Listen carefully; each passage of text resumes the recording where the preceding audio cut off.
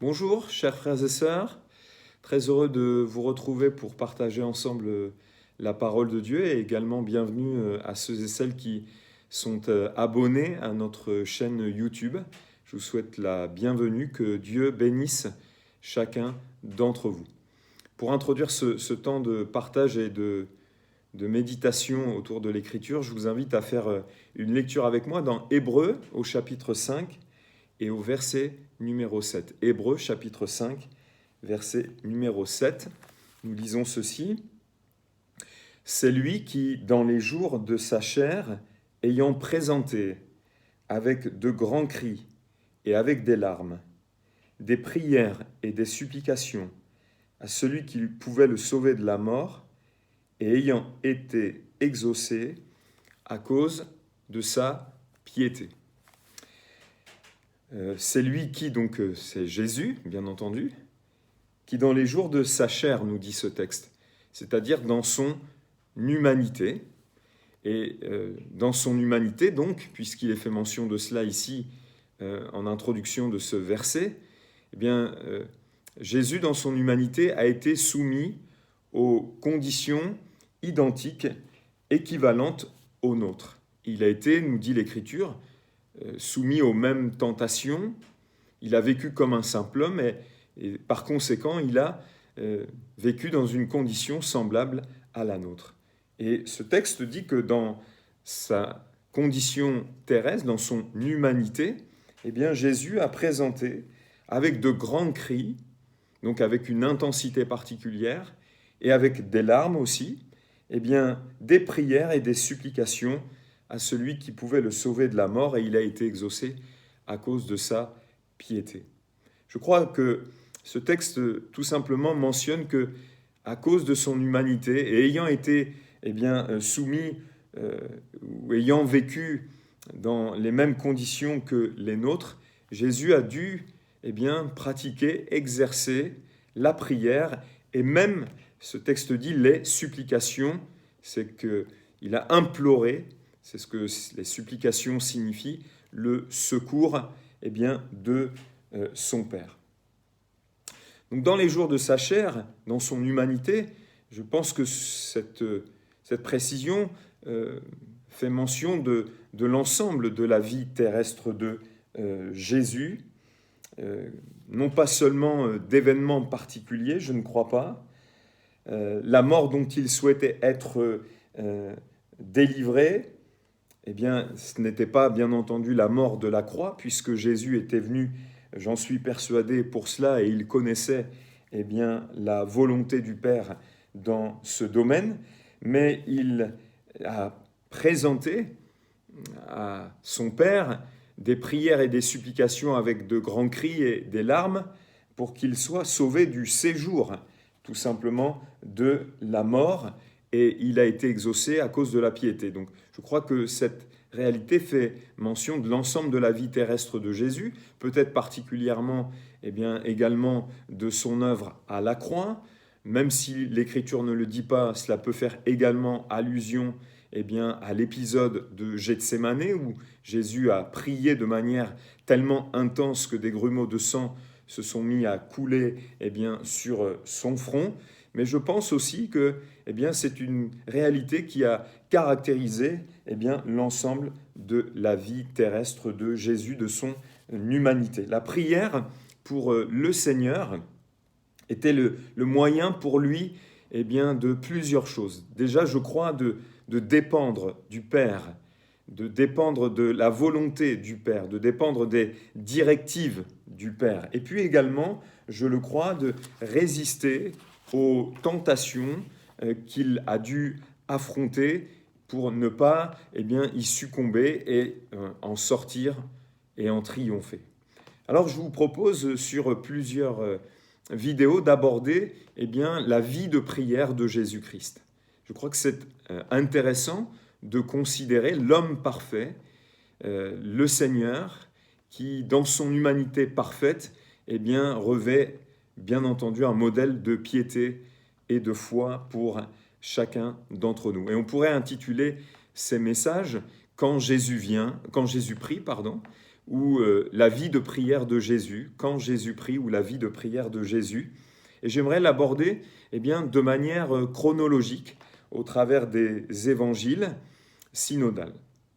La première mention de la prière, elle se trouve dans Luc chapitre 3, verset 21. Il est dit ceci, « Tout le peuple se faisait baptiser. Jésus fut lui aussi baptisé, et pendant qu'il priait, le ciel s'ouvrit et le Saint-Esprit descendit sur lui. » On voit que c'est Jésus qui prend l'initiative d'aller vers Jean-Baptiste quand on considère l'ensemble des évangiles. Alors pourquoi Jésus s'est fait baptiser ? Bien souvent j'entends des réponses et je fais là une parenthèse à mon sujet. J'entends que Jésus s'est fait baptiser pour nous laisser un modèle. Bon, personnellement, je ne crois pas que Jésus avait besoin de cela. Je crois que lorsque il envoie ses disciples et les encourageant à faire de toutes les nations des disciples et à les baptiser au nom du Père, du Fils et du Saint-Esprit, cela était suffisant. Le baptême dont Jésus vient se faire baptiser ici et que Jean-Baptiste pratiquait, c'était le baptême de repentance. On sait très bien que Jésus n'avait pas besoin de repentance, bien entendu, il est l'agneau sans tache, sans défaut, que Dieu nous a destiné pour que sa vie soit livrée en sacrifice. Il est l'agneau divin qui ôte le péché du monde. Il n'avait donc pas besoin de repentance. Mais il dira ceci à Jean-Baptiste, « Laisse faire, il faut que nous accomplissions ce qui est juste. » Une autre traduction dit « toute justice ». Toute justice. Donc il y avait un sens à ce baptême. Il y avait quelque chose de juste qu'il était nécessaire d'accomplir. Il est intéressant de considérer qu'à ce moment-là, d'ailleurs, la Trinité est manifestée. Le Père parle du ciel, le Saint-Esprit descend sur lui et le Fils est donc présent dans ce récit. Je crois que Jésus, par ce baptême, vient quelque part inaugurer une réalité de la nouvelle alliance. Le baptême dans l'Écriture a une signification dans la Nouvelle Alliance. Le baptême que Jésus a institué. C'est un ensevelissement, et si c'est un ensevelissement, bien entendu, il a été précédé de la mort, donc le fait que l'on plonge une personne dans l'eau, c'est le signe de sa mort et de son ensevelissement.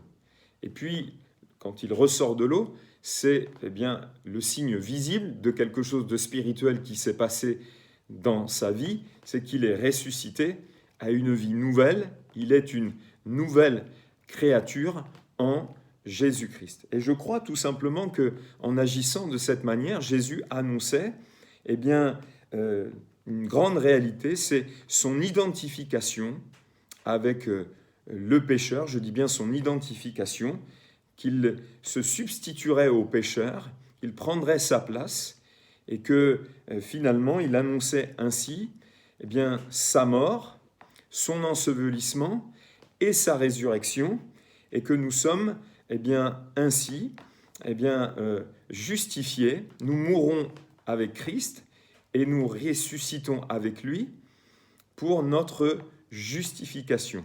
Gloire à Dieu.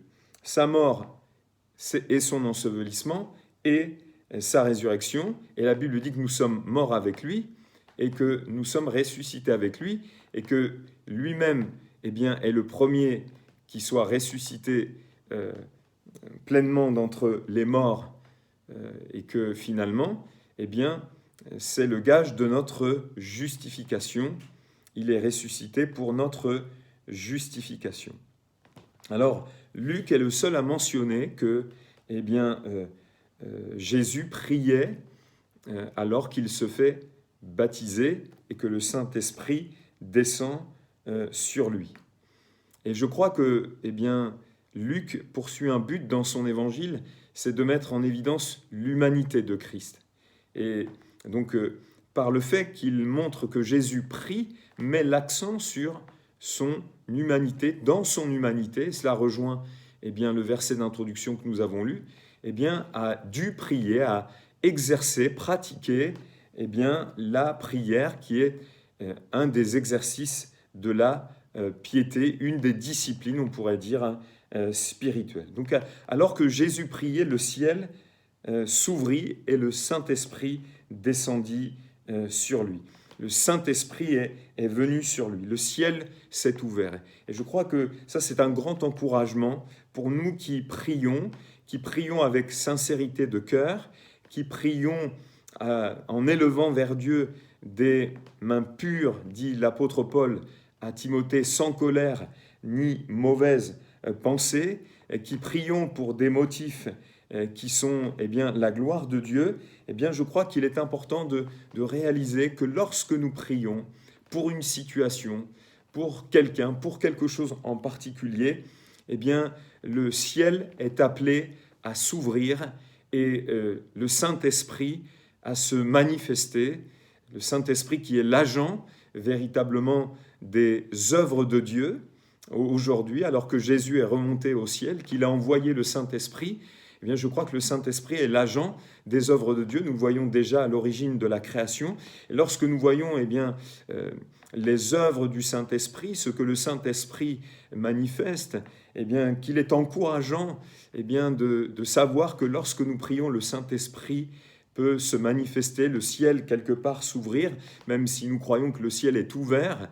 Jésus l'a ouvert véritablement. Désormais, vous verrez le ciel ouvert, dira Jésus, et les anges monter et descendre au-dessus du Fils de l'homme.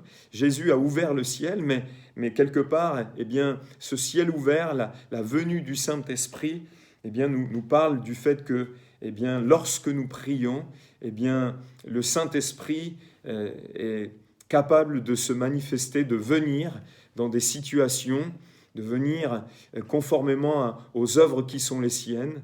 Il conduit dans la vérité, il convainc de péché, de justice et de jugement. La Bible dit qu'il ressuscite les morts. La Bible dit dans Ézéchiel 37 que l'Esprit a pris des os desséchés et en a fait une armée eh bien, victorieuse. C'est le Saint-Esprit qui a ressuscité Christ d'entre les morts. Il a été vivifié par le Saint-Esprit. Le Saint-Esprit communique des révélations. Le Saint-Esprit a des communications. Le Saint-Esprit manifeste les œuvres de Dieu et qu'il est encourageant pour nous de savoir que lorsque nous prions, le ciel peut s'ouvrir sur des situations, sur des personnes et manifester ainsi les œuvres de Dieu. Quelques témoignages, je lisais et regardais ces derniers jours eh bien, une vidéo du pasteur Jim Cymbala qui, alors que sa fille s'était éloignée de Dieu, Chrissy, avait eu une grossesse extra-conjugale dans son jeune âge, était parti de la maison. Il ne savait pas où elle se trouvait. Cela faisait plusieurs mois qu'il n'avait plus de ses nouvelles. À un moment donné, dans la réunion de prière de son église, une sœur de l'église a ressenti véritablement le besoin que l'on prie pour sa fille.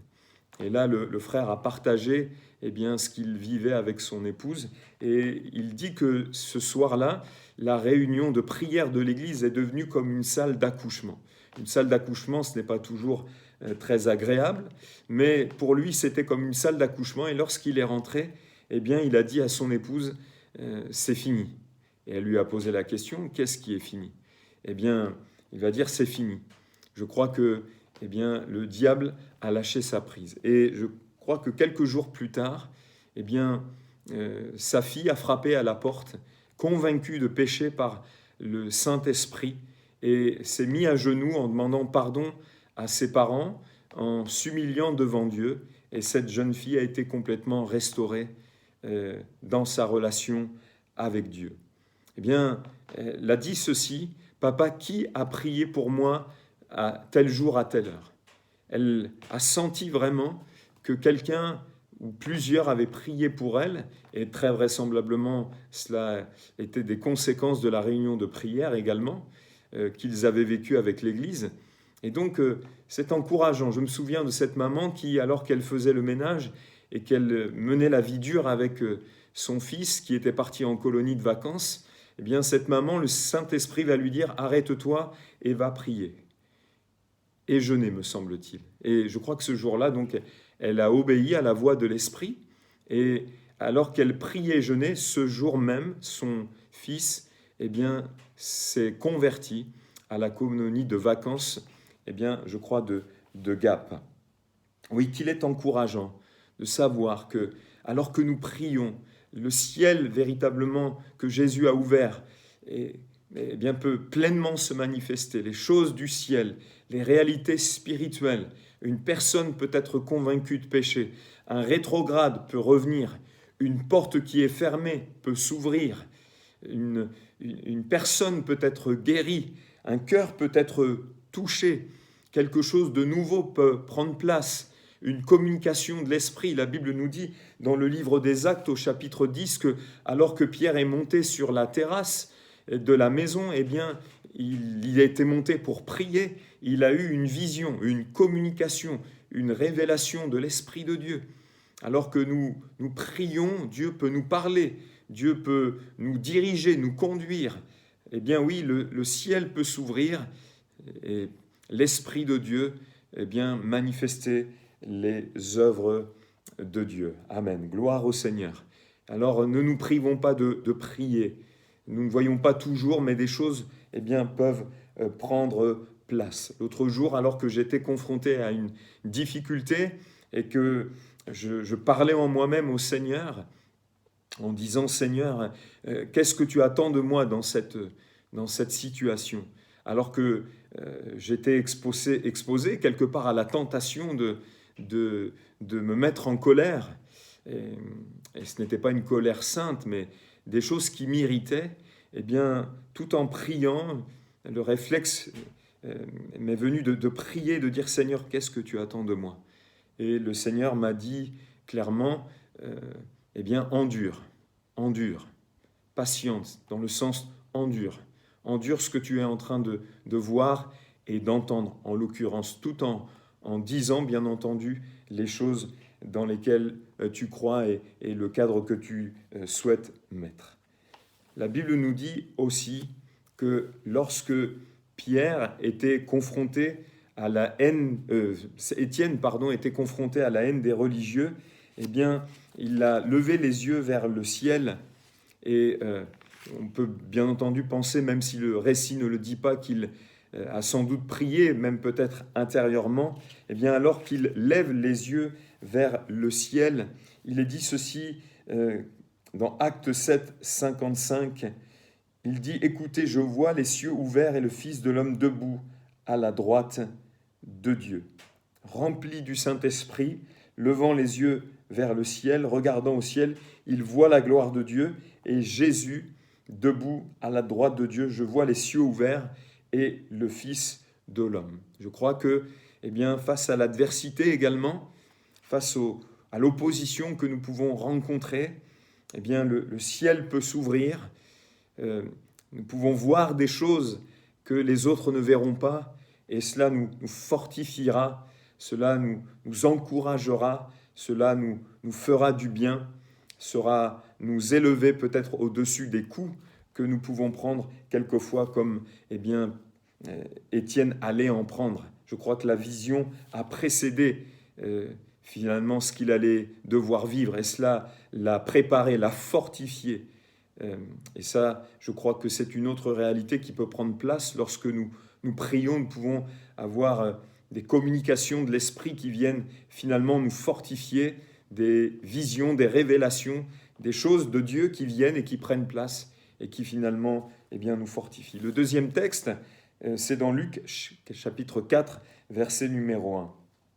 Luc chapitre 4, verset numéro 1.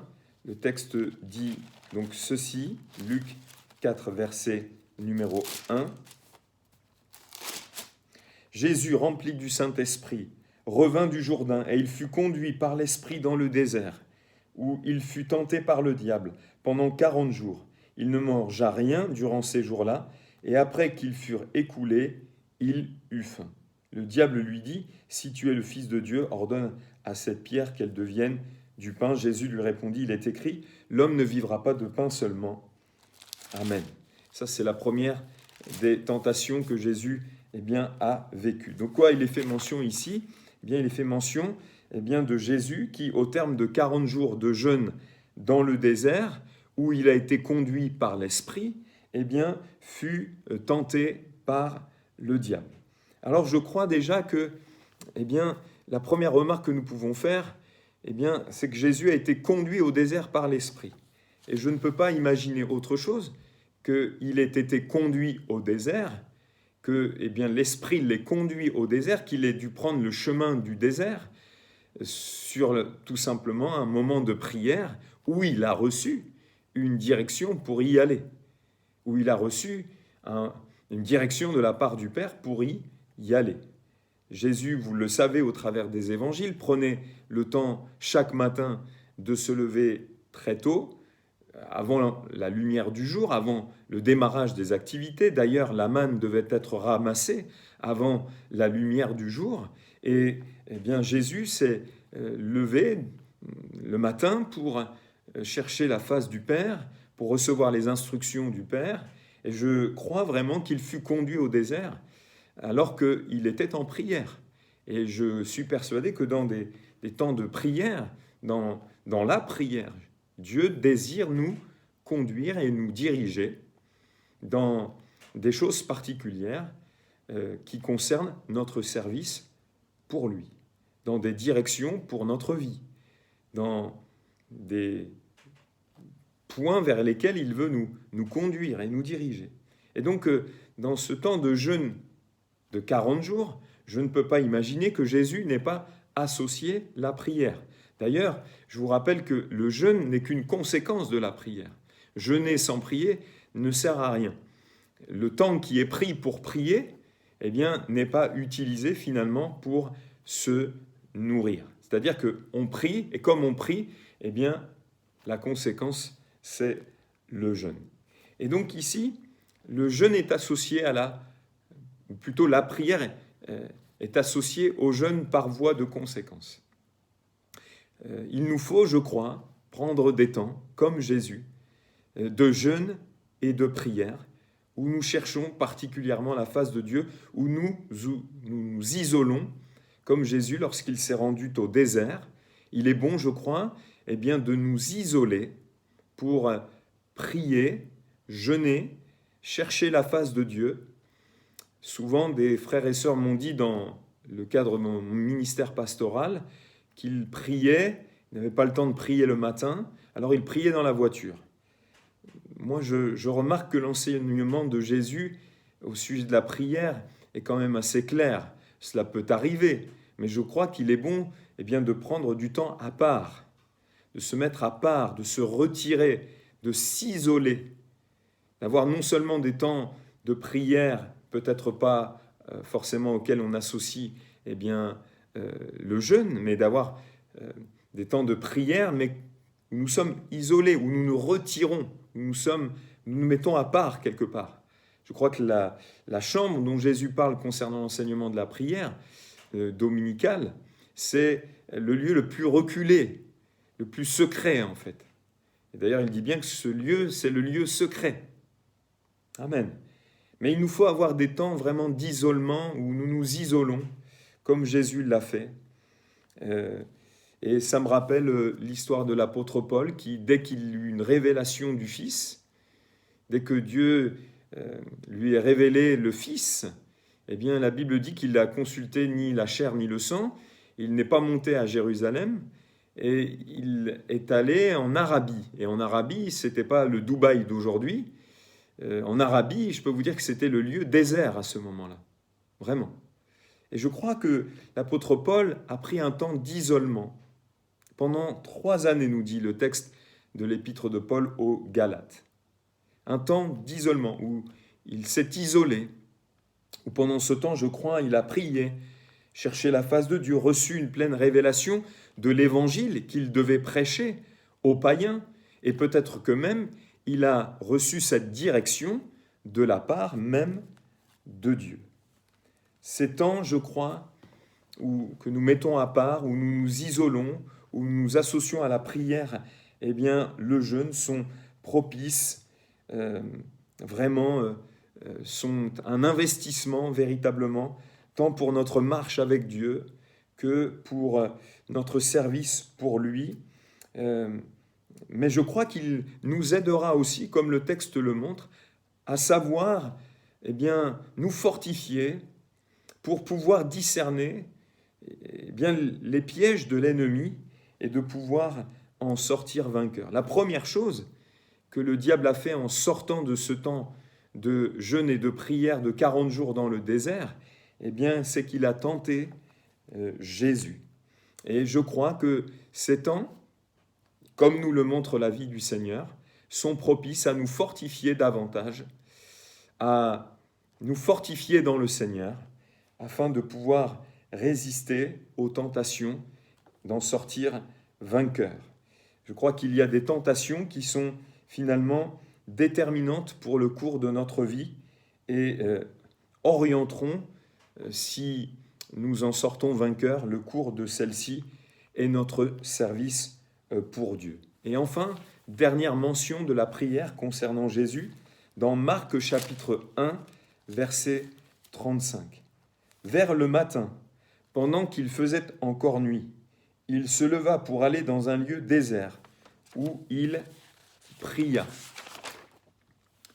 Et donc le texte dit ceci, qu'il s'est levé de bonne heure, alors qu'il ne faisait pas encore jour, faisait encore nuit, il se leva pour prier dans un lieu désert, dans un lieu, encore une fois, à l'écart, isolé de toute sollicitation. Vous savez, nos journées, les sollicitations arrivent très rapidement.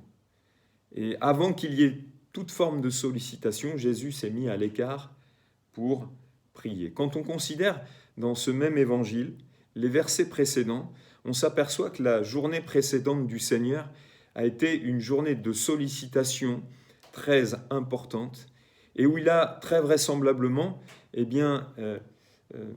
utilisé de l'énergie à la fois spirituelle et physique. La Bible nous dit que alors qu'il guérit la belle-mère de Pierre, toute la ville va se présenter à la porte de la maison pour venir apporter les malades. La Bible nous dit qu'il guérit tous les malades, il chassa plusieurs démons, et il a eu à la fois une grande sollicitation, mais une débauche aussi d'énergie spirituelle.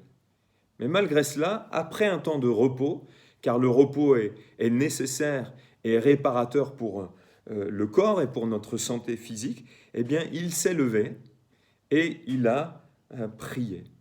Vous savez, pour nous, des fois, les succès, quelque part, entre guillemets, spirituels, peuvent être des temps suivis de temps de relâchement, quelquefois. Et la prière est pour nous déjà le moyen d'être bien vigilant. Mais aussi, je crois, de ressourcement. Je crois que dans l'optique du jour qui approchait, de la nouvelle journée qui approchait, Jésus avait tout simplement besoin d'être ressourcé intérieurement, rafraîchi intérieurement pour son service, mais aussi bien de recevoir les œuvres du Père qu'il allait devoir accomplir, les paroles du Père qu'il allait devoir prononcer. Et pour cela, il avait besoin de chercher la face de Dieu. Je terminerai en disant ceci.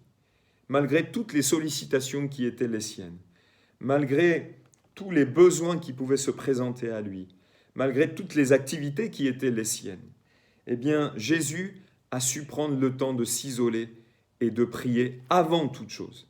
L'apôtre Paul dit « Je veux avant toute chose ». Voilà, ça c'est la priorité. Et la tentation peut être grande quand nous avons beaucoup de choses à faire, que ce soit dans nos occupations quotidiennes, familiales, professionnelles, et aussi dans le service pour Dieu. La tentation peut être grande, de moins ou de peu prier. John Wesley disait ceci, « J'ai tellement de choses à faire que je dois davantage prier si je veux être en mesure de bien les accomplir. » Amen. Oui, la tentation peut être grande lorsque nous avons beaucoup de choses à faire. De moins ou de peu prier, ou de faire passer ces choses en priorité et de prier après. Jésus nous montre l'exemple. Eh bien, il nous montre qu'avant toute sollicitation, qu'avant toute activité, et cela reprend l'enseignement de l'apôtre Paul qui dit à Timothée, eh bien, je veux avant toute chose, quand vous vous réunissez, eh bien, qu'on adresse à Dieu des prières, des requêtes, des supplications, avec des actions de grâce. C'est, je crois, la priorité. Je prie que vraiment ce soit une année de renouveau pour notre Église et pour chacun d'entre nous dans notre vie de prière. Une année non seulement de renouveau, mais peut-être pour certains, plusieurs, un champ nouveau qui est défriché dans ce domaine. Des choses nouvelles qui sont appelées à prendre place. Des choses nouvelles que Dieu nous appelle à vivre. Un champ nouveau qu'est le domaine de la prière qu'il nous faut défricher pour pouvoir voir du fruit. Je terminerai en disant ceci, je suis en train de relire un des livres du pasteur Jim Cymbala qui s'appelle « Un souffle nouveau ». C'est un frère qui a reçu une direction claire de Dieu un jour, que s'il amenait l'Église en prière, eh bien, il n'aurait jamais assez de place pour accueillir toutes les personnes qui viendraient, et que les messages eh bien, que Dieu lui donnerait ne manqueront jamais. Et dans ce livre, il parle de la chorale de son Église, la chorale de l'Église Brooklyn Tabernacle. Et partout dans l'Église, ils mettent l'accent sur la prière. Et souvent, il disait ceci, que dans les répétitions de la chorale, la première des choses qui était faite pendant 30 minutes systématiquement, c'était de prier. Et qu'il est arrivé souvent eh bien, que les temps de prière débordent tellement que finalement, il ne répétait pas. Bien sûr, c'était occasionnel, mais c'est arrivé plusieurs fois. Et je crois, oui, qu'avant toute chose, malgré tout ce que nous avons à faire, comme Jésus, il est bon eh bien, de se tenir au pied de Dieu, au pied du Seigneur, au pied et chercher la face de Dieu. Et je prie que ce soit vraiment dans ce domaine, une année pour nous de victoire, de renouveau, d'expérience aussi. Oui, je prie que nous vivions véritablement des expériences et que ce soit une année de témoignage dans ce domaine. Que Dieu vous bénisse. Amen.